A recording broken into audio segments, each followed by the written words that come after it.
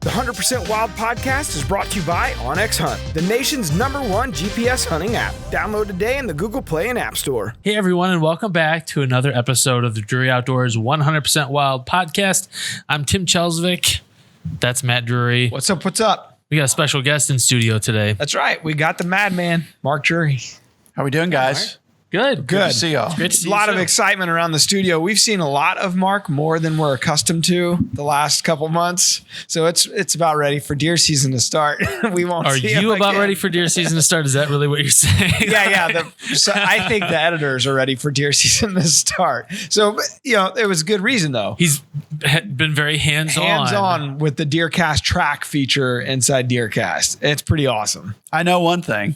There's 4 editors inside this building that when I shoot a deer this year, I'm going to send them the hit and go, what do I need to do, guys? Because they are the best trackers in the country right now. That's those right. 4 guys. We've spent so much time obsessing over the exact location of where organs are and where hits are. I mean, we really parsed this because it's important. It is. And it's the matter of you finding your deer or not. And it's the little mistakes that all of us have probably made through our own hunting history of tracking deer.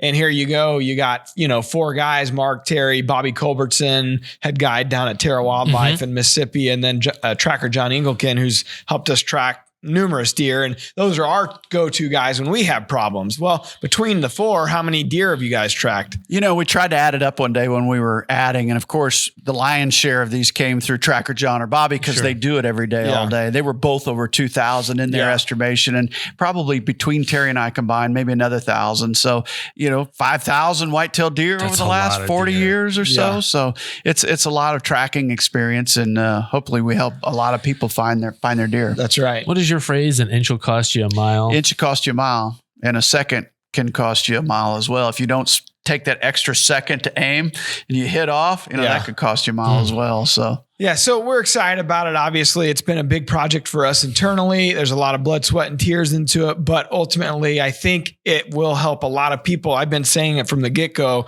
We have DeerCast, this tool. Well, the algorithm helps you get on your deer, hopefully, helps you try to understand when they're moving and what tips or tactics to get on them. Well, track will help you recover them, hopefully, if you do have success. So front to finish. It's front to finish, front to back. We got you covered. And all the tips, all the articles, all the stuff you can get inside the app in general is unbelievable. So we're excited. It's launched. It's out there at DeerCast.com. You can sign up already. Not to mention an hourly look at a full 10-day forecast. Like it goes hour by hour for 10 full days. Very Watch those granular. trends happen. Not to mention the DeerCast custom where you can customize our algorithm to your hunting locations. The thing, and not to mention 400 articles that are already in there. There's new articles going up every day. So it is absolutely loaded to the gills with content. It is. And the cool thing about it, like we try to make sure that the content that goes in it is very high end. So it's not just anything going in there, especially in the main feed. And it's social media for hunters. It's not, your wife's friends, Why did you have to kill that deer? What did that deer ever do to you? It's none of that.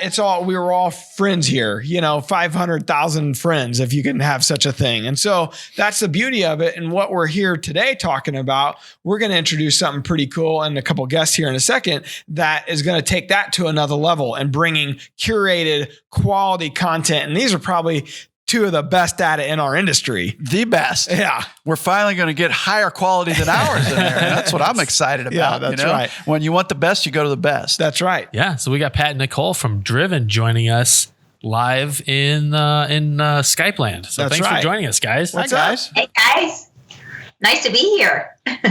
We're excited to finally join the Drury Big Deer team. That's right. Well, you guys, you for obviously Pat's been doing this for a long, long time. We're not going to say his age, but he's old, like Mark and Terry. And you guys go way back, don't you? Long way back. And we've been friends for a long time. And I think a lot of admiration from myself and Terry and everybody here at the Drury Crew for the things that they do on an annual basis. And they really make me feel good about being a hunter. They make me proud to be a hunter when I watch how they present hunting. I mean, I don't think anybody presents it in a more classy fashion than you guys do. And I mean that from the bottom of my heart. You guys are class acts, and we really appreciate your friendship and what you've done for the industry. Well, thank you. You guys as well. We're super excited to be teaming up with you guys. It's going to be a home run for sure. We can't wait. We feel super honored to be a part of this new DeerCast stuff. We've been big fans of it already, watching it develop, and you guys taking it to a whole new level now. I mean, it's a game changer in our world, dealing with digital media and, how TV's evolving and now the digital world. So we're excited. We couldn't be more pumped to get into deer season and start providing you guys some quality content. Right. So you guys, obviously, I think a lot of people, if they watch your TV shows, they see you take these huge, big game adventures and really show epic adventures in the most beautiful scenery, the most epic ways. But, Pat, you have a real long back history and background in whitetail hunting. Take us through, when did you guys, Mark, Terry, Pat, when did you guys first kind of meet each other or encounter each other? Oh, boy, that's goes back. You're really going to date yourselves here. It was at a bar. We can definitely determine that. I don't remember which one, but I'm certain it was over a beer. That don't know, if you go to a trade show, you'll find Terry, Pat, and Mark at the hotel bar till it closes. Every time. That's a fact. If they were going to hunt us, Mark, they could set up right there in the pinch point leading into the bar and get us every time. At the watering hole, first evening, dead. Yeah, right. All three of us. Yeah. The other two wouldn't even run off. I got to think back, but I can tell you, I probably was in the hunter specialties days, I'm assuming. Yeah, the early 90s. Yeah, the mid 90s is probably when I first met you, working for Hunter Specialties when I first started there as a pro staffer and a camera guy. And, of course, I had watched the your early VHS videos and was a big fan of that. And just to be rubbing elbows with guys like you and Bob Folkrod's of the world. And, even back when like Paul Butsky and Ray I and all those turkey caller guys, you guys were dominating the calling world back then. Even being a turkey hunter, just completely in awe, looking up to what you guys did and the accomplishments you guys gained. It was pretty amazing. But then to become friends with you and know that you guys are really the real deal. There's a lot of people in our industry we're friends with and we really have a lot of respect for. That's the cool part about it, that the people that have survived, all these years are truly great hunters and authentic in so many ways. And, I respect everyone for that purpose. But you guys, the reason why Nicole and I, and we talk about this all the time, the reason why we have to do big game is because we cannot simply keep up to you guys in the big deer world. We cannot kill that many big deer. You guys are dominating that. So we had to go start climbing mountains because you guys dominate the deer side. So that's why we do big game adventure. But no, we like the big game stuff. And we're pumped to bring some of that to the DeerCasters. We're excited about it, because on Tuesday nights for so long on the Outdoor Channel, you could see, Pat Nicole and Driven it right into 13. And so that's always been a really cool, honestly, I feel like we've been partners before we're actually joining forces on this project. But, with Mossy Oak and some of our longtime partners, we're around each other a lot in certain ways. And so here's a chance for us to take maybe what you guys do so well in that big game world and the whitetail world and share it with, 500,000 hunters inside DeerCast. We're really excited about what you guys are bringing to the table. Big time, man. I'm jacked over this whole project. It's going to be so much fun. And it's so great that you guys are the ones climbing the mountains and we're not. It's really what I'm most I was going to say, we're leaving.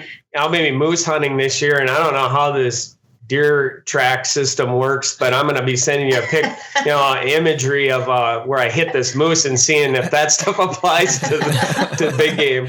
Just enlarge our deer. It should work. Pretty much. Right. So what can we expect from you guys this year with your adventures? What was that? Sorry, Matt. So what can we expect with you guys this year in your adventures? Where are you going to be taking our viewers inside DeerCast? It's funny because I just numbered. I'm like, oh, did you realize, honey, you're only going to be home? I think you're going to sleep in your own bed 2 nights in the month of September and 3 nights the month of October. But that's what we do, right? Yeah. I mean, we travel and that's how it goes. So we're kicking our season off here in about a week and a half, 2 weeks. We're headed to Northwest Territories, back to the McKenzie Mountains, to some kick butt territory, some kick butt terrain. And we're going to be Dall sheep hunting and mountain caribou hunting again. And then we're home literally for a day, and we head to Kentucky for elk, and then home for a day and head to the Yukon for moose hunting. And all the while we're gone, our Minnesota archery season kicks off mid-September here. So the kids, I'm sure, will already have all of our big deer on the ground before we get home. That's normally how it works, right? It's a pretty good plan for them. Yeah, no kidding. It's my kind of plan. Where is your favorite location when you think about an upcoming season? Where is that one spot that you just couldn't bear missing each year, or can't wait to go back to, I should say? Well, I don't know about Nicole, but I never thought I'd be a sheep hunter. Of course, my physique is not really, I'm not in sheep shape, so thanks to you, Mark. But no, I love sheep hunting. It's really kind of, a thing that's, I've really all of a sudden decided to, try to pursue more sheep hunts and, well, I can't when I can still climb the mountains, but those mountains, when you step on those mountains, they're so physical and so demanding, and even mentally, they can just swallow you up.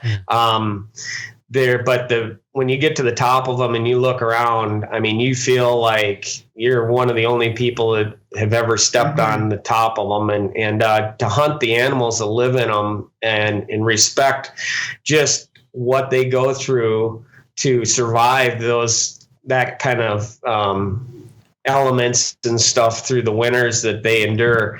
You just have a whole new respect for nature and the animals that you're chasing, for sure. And but if I had to pick one, I'd say definitely hunting moose in the Yukon would be my number one, because you're calling to an animal that's 2,000 pounds and they're just so. They got such large antlers, and getting them within bow range, I mean, your heart just pounds out of your chest. That'd be my number one.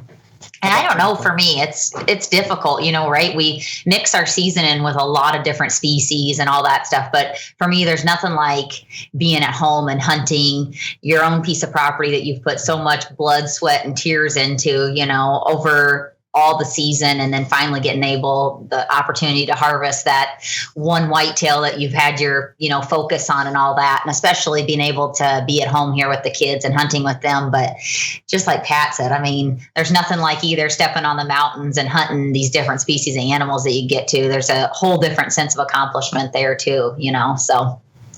That's kind of mix it all in together, right? You got to have a little bit of everything. Absolutely. So there's your Southern Illinois roots coming out, whitetail hunter. That's right. Pat, back to that sheep shape. I do have a question for you. Are you training for these upcoming hunts, or what do you do to get ready for these? Not really, Mark. You want me to tell you the truth? Thank you. I can't stop laughing. We do a little bit of training, but with 5 children and everything to get done around our place, our time just gets swallowed up, and we're of course in production mode right now, just like you guys are. So, we don't have a lot of time to do that, nor do I really have the drive to do that. I'm driven to hunt, not to work out. So, no, I mean, we're walking right now at night with packs that got 50, 60 pounds in them. We'll increase that weight to 70, 75 pounds. So you are. Just try to get your legs in shape, and we climb. I mean, we live in the bluffs here, so we got some pretty steep hills. It doesn't represent the McKenzie Mountains. I don't know if you guys have ever been there.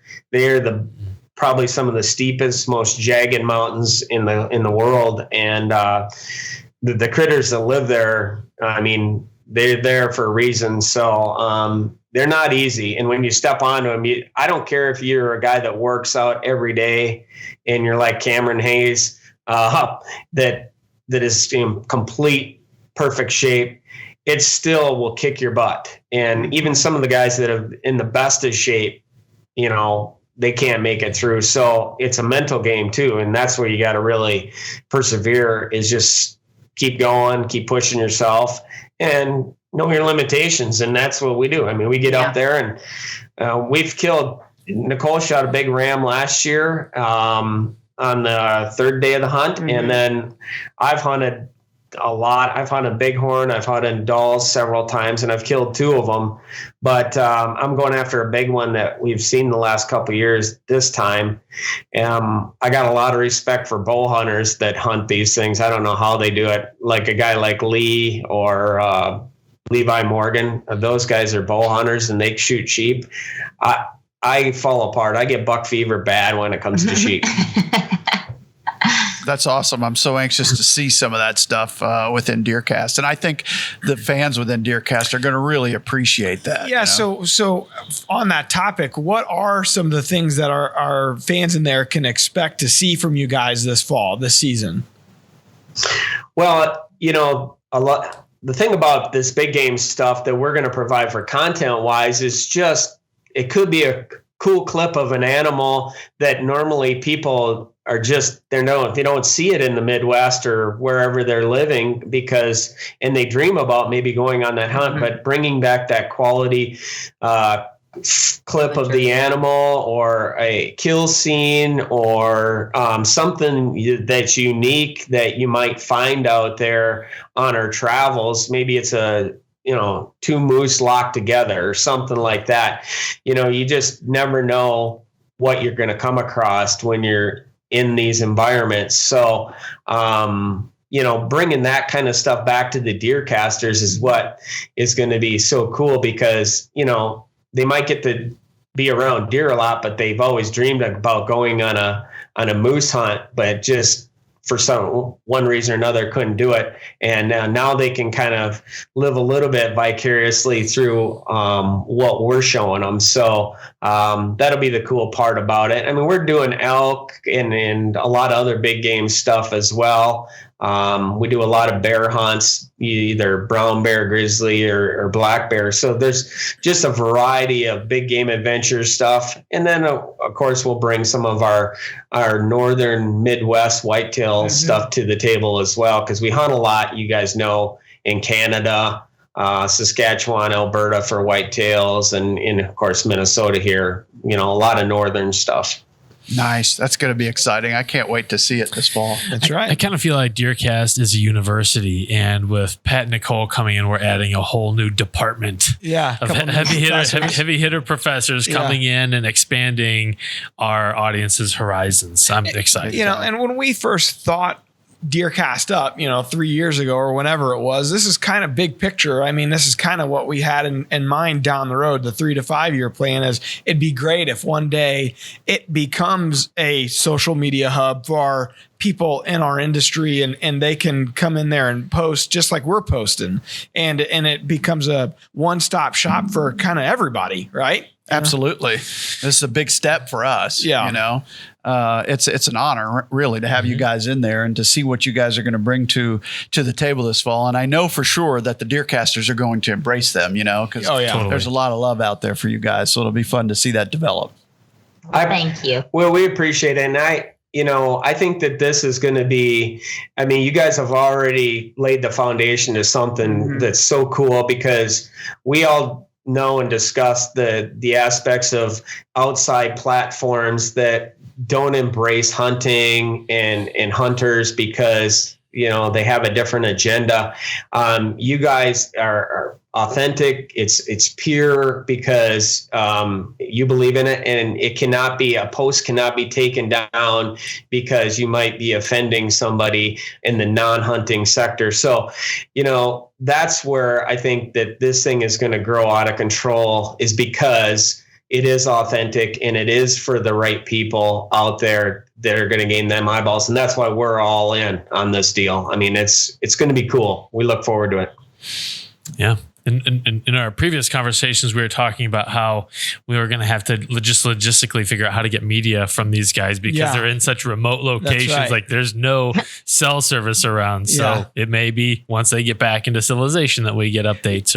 I'm really interested to see how the early season goes, because that's when you guys are on, like you said, August, September is when you're on your big hunts that are usually in places that you probably don't get great reception. So it'll be interesting to see how we take people along on the ride. But the beauty of it is, we kind of got a plan there. We got a plan in place. And I think no matter where they're at, we got like, there's an app for that. There's a way we can get that content somehow, some way. And the folks can interact with you guys. I mean, Pat and Nicole they'll be able to see the comments and be able to interact and comment back to people. And so our DeerCasters can ask them questions and follow-ups.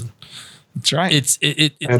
There's nothing like when hunters come together and we all have our own kind of media channels, but with DeerCast, we're unifying, we're bringing more folks together. We need to have a united voice. I think this is another great step in that direction. And the thing that I noticed about DeerCasters last year, when we got into the peak season, mid-October through mid-December, and there was so much commenting going on, it was 99% positive, which I really love, because if you go to social media, certain channels, I mean, it can be 50, 60% negative. Facebook. Not to mention any names, but, just people, they had a different attitude while they were there and they were very respectful. And that's what I'm used to out of our hunting community. I'm not used to some of the stuff I read on social media. I think it's a poor representation of who we are. Yeah. Mm-hmm. So it's more like a representation of where our society is than where our hunting community is. It's a cross section of our current culture, for sure. Well, we're looking forward to it. Before we get too far along, one of the things that with our podcast that we love to do is get a question of the day from our viewers at home. And so, we were kind of starting to dive into the whitetail stuff there. It's probably a good jumping off point. For the question of the day. Our listener, Bob, has a question. I think Bob is from Michigan. Yeah. So the question of the day is brought to you by Lacrosse. Lacrosse's new Navigator series. And the world is a raw, rugged, and relentless place. Navigate it accordingly. What's going on, guys? Bob Miller hitting you up from Bay City, Michigan. My question is regarding culling deer, calling bucks. You guys think it's a good practice to do? Do you guys do it? Me personally, I don't think it is, and maybe you guys can change my mind. Just kind of curious what you guys' thoughts are, what you guys do. You guys have a great podcast. Keep it up.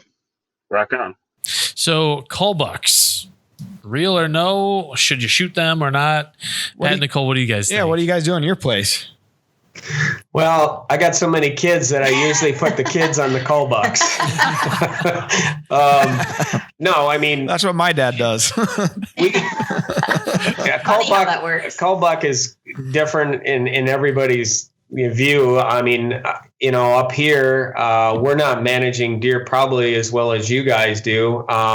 We have some bucks that our cull bucks really become those bully bucks that are running all our good potential younger deer off, and they become kind of our cull deer that we want to get rid of. We're not culling because they might have short brow tines or shorter G2s at this point, or 8-pointers. We're aiming kind of for maturity that and good genetics. That's kind of what we focus in on. But if we got a bully buck that we need to cull out, no matter if he's 3.5 years old or 4 or whatever, we'll try to, take notice of that and put a hit on him and try to get him out of there before he ends up running deer that we want to keep on that property off. So that's kind of our answer. Mm-hmm.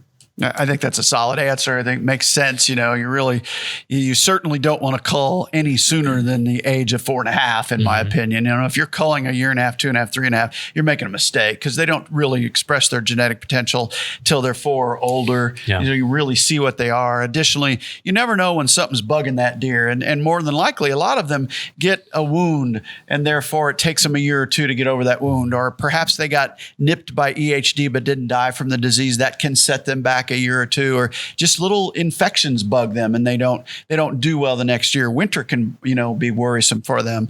If your buck to doe ratio is out of check and he wore himself out during the rut, he's not going to be able to express his true potential. So in lieu of culling bucks and concentrating on them, we try to focus on our doe population to make sure that we have a correct balance within the herd, and then let those bucks, be as healthy as they can, make sure they've got, the right nutrition, the right water, the right cover, reduce social stress, reduce human intrusion, all of those things. And one thing's for sure, their antlers may vary, but their mind and their processes don't. In other words, a 5.5-year-old deer that is, in someone's terminology, a cull versus a 5.5-year-old deer that scores 170, they're thinking the same thing, and that so-called cull may be a little bit more street smart than that big old boy, just because he had a tougher life, because of the rack that he's wearing. So any buck when they're mature is a trophy. So I don't like the term culls, because where we're from in the Midwest, and I'm sure it's the same way there in Minnesota, Pat, by the time a deer gets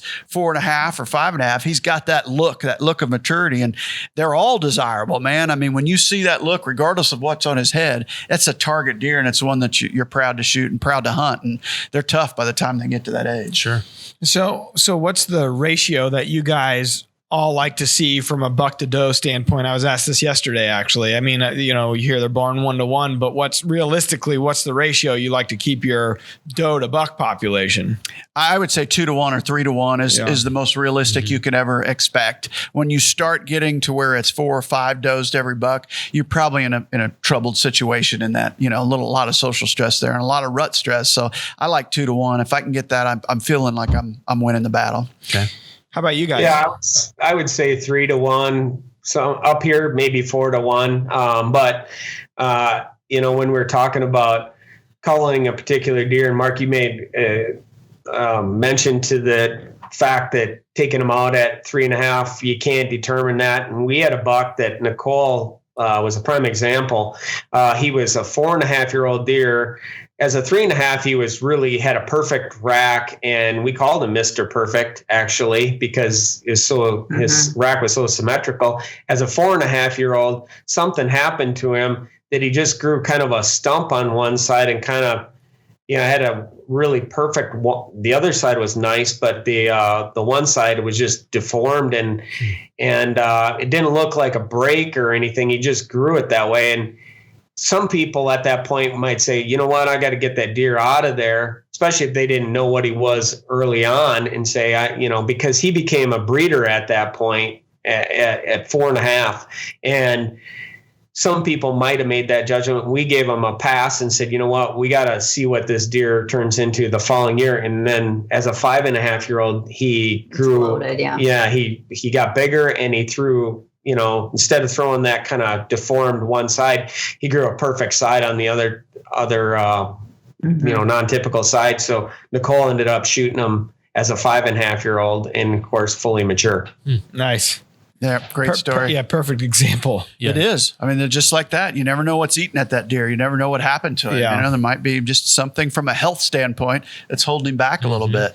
Now, once they get to that 4 or 5-year-old kind of range, and you talk about, you could tell their maturity, and if they got is there a size of rack, that it's like, okay, well, maybe I have a grandson, or I have a this or a that, this would be a perfect deer for them to take. Do you have that mentality then at some point? Like I said, the deer we're used to hunting both in northern Missouri and southern Iowa, by the time they get there, they're all pretty appealing, in all honesty. I mean, when a deer gets mature and that body's fully developed, that rack follows. And very seldom is there a deer that I look at and go, wow, he's just really genetically inferior. Most of them look pretty appealing to any hunter. Yeah. Sometimes I wonder if guys don't call bucks just because they wanted to shoot something with a rack on it, and it was a young deer. I've seen it so many times. I just wanted to get this guy out of the herd. Yeah, it's like, you just could not shoot him. Or they'll shoot a 2-year-old and go, he's over the hill, he's going downhill. Yeah. I was like, okay, yeah. That sounds like my wife. Whatever. She's saying that about you. You're going downhill. Right. That's exactly right, Matt. Spot on. Pat's a trophy. She likes maturity, Matt. Pat's a trophy husband. No doubt.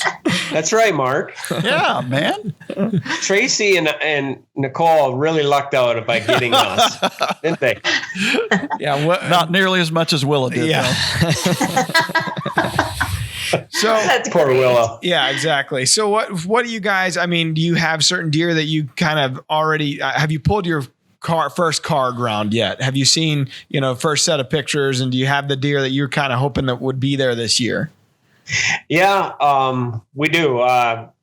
Interestingly enough, I mean, we have 3 farms up here, and one of the farms last year we shot both of the top end mature deer off of, and we killed another one that was a decent deer for sure. So that farm has got a lot of young deer on it. We know we're not really going to target that unless we get a drifter that comes in and it's just a bonus deer. But there's one of the other farms that we did not hunt much, has a lot of potential and several mature deer on it and a couple of really nice, more non-typical. So we're excited about putting a little more emphasis on that farm than the one that we pressured last year. So we're just kind of rotating our farms, but yeah, excited we had a good growth year up here. We're talking, we've had a lot of rainfall, unlike what you guys get down there. Our food and all our agriculture is just unbelievable. Good yields coming on, and the deer look really impressive so far. Awesome. Nicole, how do you balance all of this with also your primary job, which is being a mother? I mean, how does all that come together for you? I mean, that has to be very challenging. It is, and our little guy starts preschool this year. So, I mean, I'm actually chartering a special plane to come in to get me from NWT, and I'm coming home 6 days early so I don't miss his first day of preschool. So it's all about balance.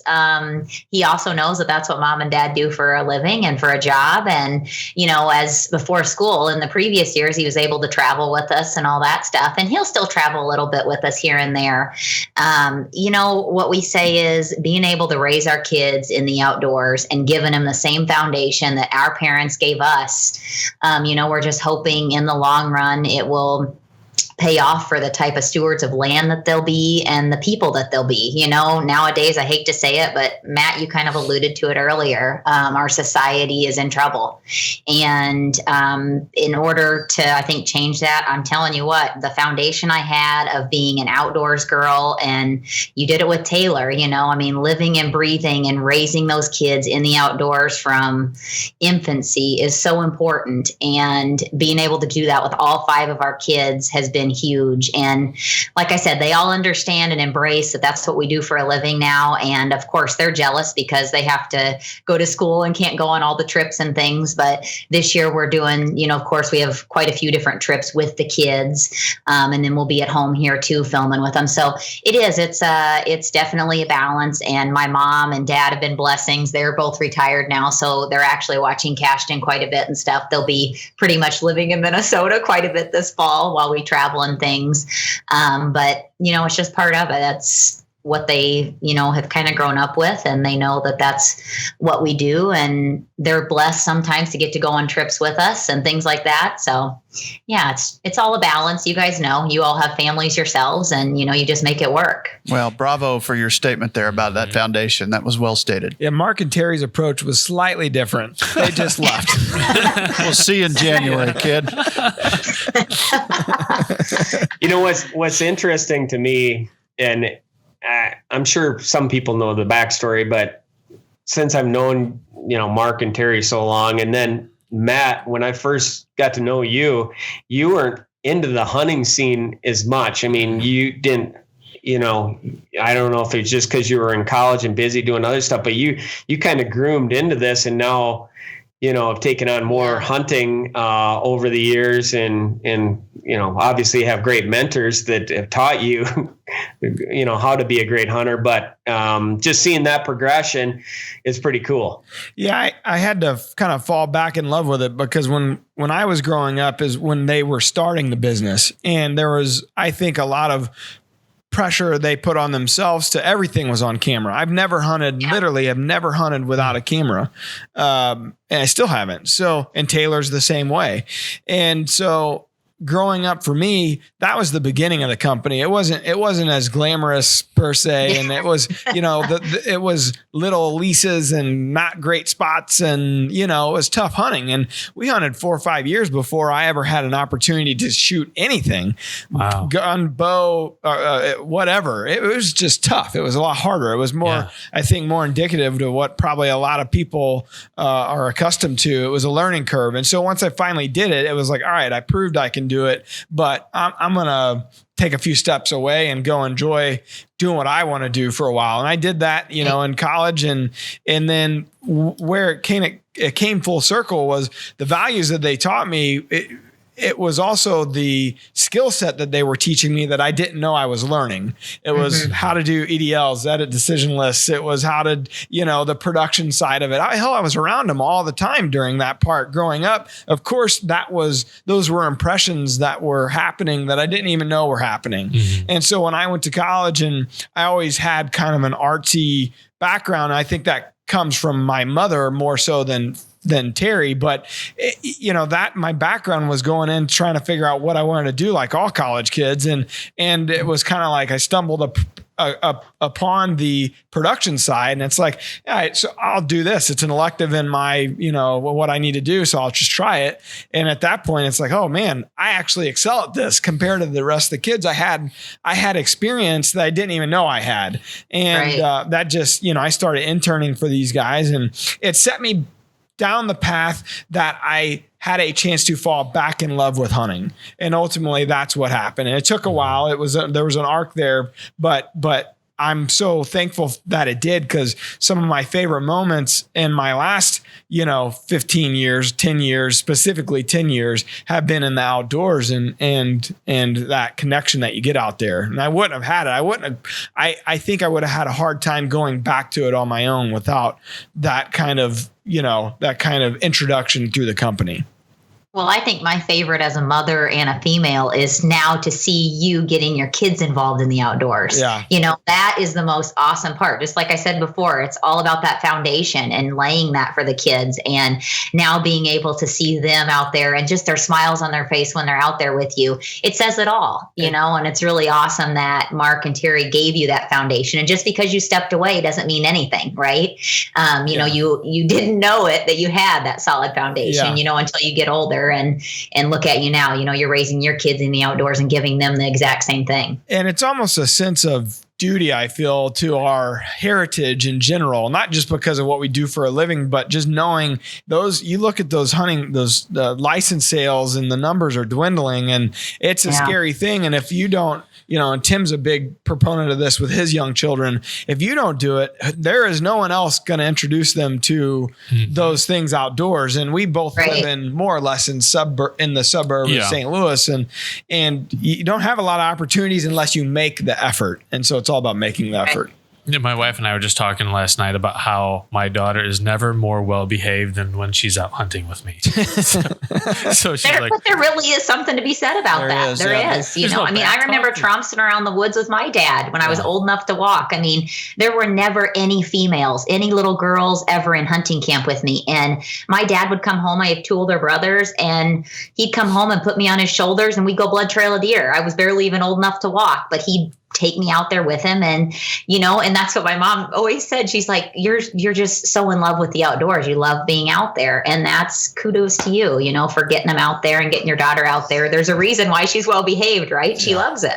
Yeah. And you're doing real things with real consequences. Yeah. Absolutely. It's not on a phone. It's not on an iPad, a tablet. It's your sensories are different out there in the wilderness. It's a taste of the real world. Yeah. So, but realistically, you talked about not a lot of females in camp or any at that time, but you and Tiffany and Vicky and, there's certain women that Candy Kiske, that definitely paved the way to make it to where Taylor's generation started becoming more than she became a voice for another generation. Eva, obviously. So Julie Cruder, there's a lot of females out there that really helped make it okay to have females in camp. Like used to be not the case at all. You just didn't see it often, whether it was an outfitter or whatever. Those times have definitely changed. And all of those that you mentioned, and there's many more, are such great representatives of who we are, our culture and what we do and what we believe in. And, you know, you're part of that group, Nicole. You guys represent us very, very well.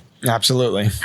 Thank you. Yeah, it's nice to see, it's nice to see the little girls and just like Pat said, he used to go to trade shows way back when, and it would be, if you did see a female, a little girl, she'd be kicking and screaming to come, and now it's almost 50-50, that we see of little girls coming up to the booth and, saying hi and things like that. And I think that's absolutely phenomenal. That's exactly why I do what I do. Honestly, that's what drives my passion for the outdoors, is to see those youngsters getting involved. And we get a lot of questions, how do you get your youngster started and introduced to the outdoors, or your girlfriend or somebody that has never had that opportunity? And it's a pretty simple answer. We always just tell them, hey, provide them a quality, experience, and don't take them out there when it's cold and raining and they're just going to be miserable.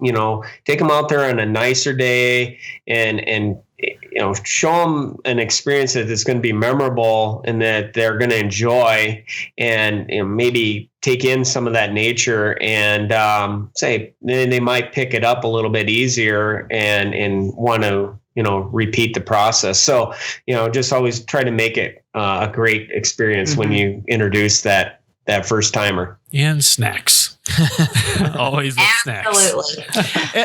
We still don't go to the stand without snacks. Yeah. I mean, come on. Yeah. And to that point, I think it's always important to bring it full circle and make sure you enjoy that meal at the end of the day with the game that you harvested, whether it's yours or theirs. And that was something I always made sure Taylor was keenly aware of, that if we kill that deer, hey, we're going to field dress it now, then we're going to process it, then we're going to eat it, you know, and look at her now with the killing and the kitchen stuff she does. Like it definitely imprinted upon her. And like most of their diet, her and Austin, is wild game these days. So all of those impressions that you give them, you were talking about, it goes with you for a lifetime. So it's very important to make sure they understand the full circle. And she had a set of stories the other day on Instagram, and I actually sent her a message. It's like, when can you come to the studio and cook that stuff? Like, it was unbelievable because Austin's eating it all. I call him the consumer. That guy eats more than anybody I've ever met, man.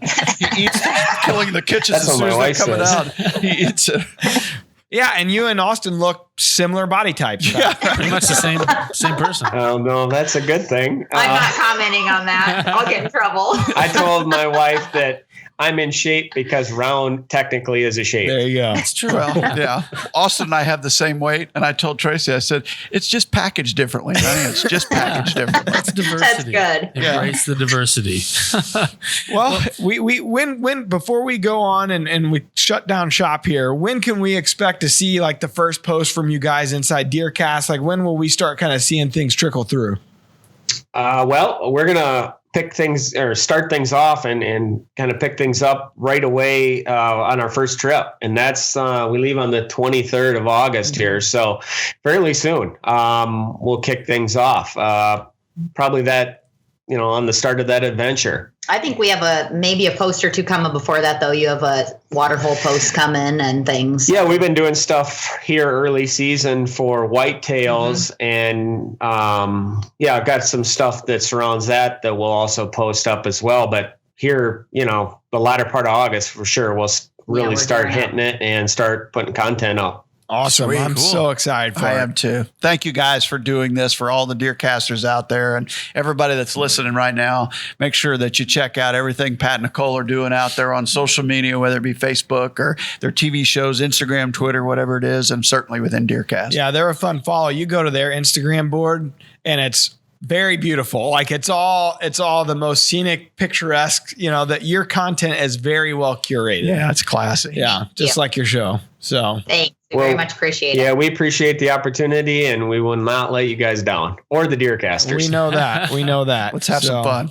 Well, let's hop into the wildlife word. Oh, you guys are in for a real treat here. Tim's probably sick of me because every new guest we have on. It's one of the reasons why I'm sick of you. But yeah. I always say, oh, look out, baby. This is going to be awesome. You guys are going to be excited. So, Tim, take it away. Tell them what we're doing here. Yeah, so we're doing the wildlife word, and we do it every week. It's a biological term or meteorological term that helps hunters better explain what's going on around them. Yeah, I showed a screenshot of it last night. I was going through some of our posts on social. I think it was on Facebook, and a guy mentioned, he's like, oh, I wonder if Tim, I think it was the meme of us sitting here on our phone. The guy goes, I bet Tim's thinking up a made up wildlife word. The fun fact, that guy is a turd. God, Tim. Yep. You know him? I do, yeah. Yeah, he's my buddy Chance. They run Devil's Backbone Outfitters down in Dora, Missouri. Well, that makes it less funny. So I can guarantee he is indeed. I was just hoping a viewer was slamming you. Who is that guy? So I could get rid of it. Hope it'll happen at some point. Yeah. No doubt. Oh, it's happened. But today, this week's wildlife word is pedicle. Well, that one's an easy one. Mark, take it away. Well, no, this is for Pat and Nicole. Pedicle. Have you guys heard the term pedicle? First spell it. No, it's not a spelling. No, he wouldn't have passed third grade if he had to spell it. So let's just. So I got a phone with spell check on it. And that half the time doesn't work either. She was a teacher. Maybe she should spell it. Talk text. Put her on the spot.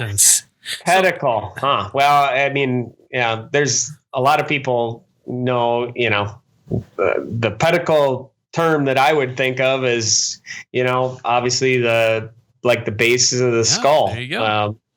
And where the antlers attached to the skull. So that's exactly it. It's pretty cool to, when you look at a shed off a moose antler or an elk, to think of the size of the pedicle and how they differ. That bone can grow that fast in that short amount of time is amazing. That happens in nature. I'm still always, when I pick up a moose shed or an elk antler, amazed by the weight and how an animal can grow that in just a few short months. It's amazing. But I've seen some neat stuff with pedicles and different shapes because I'm a shed hunting fanatic. Love picking up shed antlers. So you get all kinds of different shapes sometimes and unique parts of pedicles and stuff like that. But one time, just a short story on a pedicle. There was a gentleman over here in Buffalo County, Wisconsin, that picked up a shed antler that somehow, some way, when he found the shed, there was a broadhead. Actually, it was an old Zwicky type of broadhead in it, and the point was growing out of the pedicle or out of the base of the shed. You're wondering, how did that happen? And the only thing that a guy could conclude is that somehow when the deer had been shot after he'd shed his antlers the year before, he'd been shot in the pedicle, and then the antler the following year grew around that broadhead, and then he eventually shed that broadhead or that antler off, and that broadhead was just sticking perfectly out. It's probably one of the coolest sheds I've ever seen. Do you have a picture of that?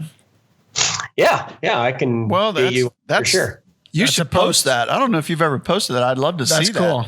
Yeah. It's a really rare occurrence because it just doesn't happen out there, and to have a antler grow around a broadhead and then that naturally shed off, and the blade had kind of bent over a little bit. You could tell it might have hung there for a little bit before it cast the antler off, but it was it's a kind of a cool story on a pedicle. Yeah. That kind of shot is not in DeerCast track. Just a heads up, we don't have that in our video library. It's not there. We've seen some crappy shots through the years, but that takes the cake.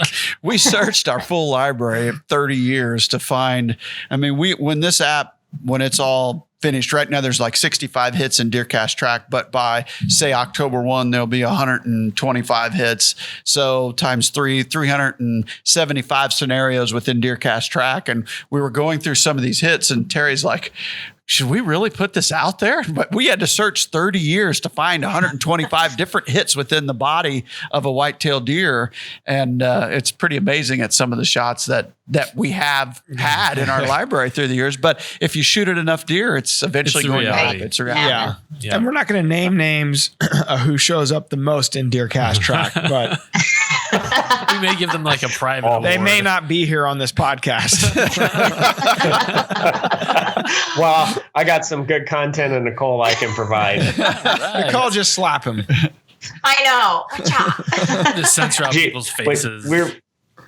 When we're talking about the DeerCast track stuff that you guys are developing, it is amazing. It's a game changer. I mean, I know that I get a ton of inquiries and calls from friends and people that I know saying, "Hey, I hit this deer. What do you think?" So to bring that to, on a public platform like you are is going to be, so helpful for so many people and really make them make the right decisions instead of acting on a emotion or adrenaline and just going out there and messing things up. So it's going to be definitely a game changer. And Nicole said right away when we were talking about this, the deer track stuff, she's like, you should send him the video of Moses, this giant deer I shot in Wisconsin that, of course, when you got everything on video, sometimes the shot looks good on video and it really wasn't because of just being a quarter and away. And I got a deflection from the arrow trajectory too, but that's kind of one of the most infamous shots that I've ever made that, and I aired it too. And I showed people the reality of, hey, just because you think you make a good shot, sometimes it looked good, still wasn't good enough to shoot, harvest a deer. I remember that deer. Woo, that was a giant, buddy. It still haunts him to this day.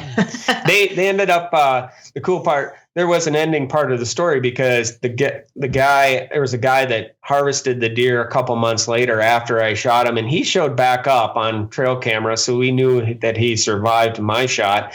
But then we got to really kind of dissect him and do basic autopsy on him and, cut him open and see what exactly happened with my arrow. And that arrow, when it went in behind his shoulder, it hit.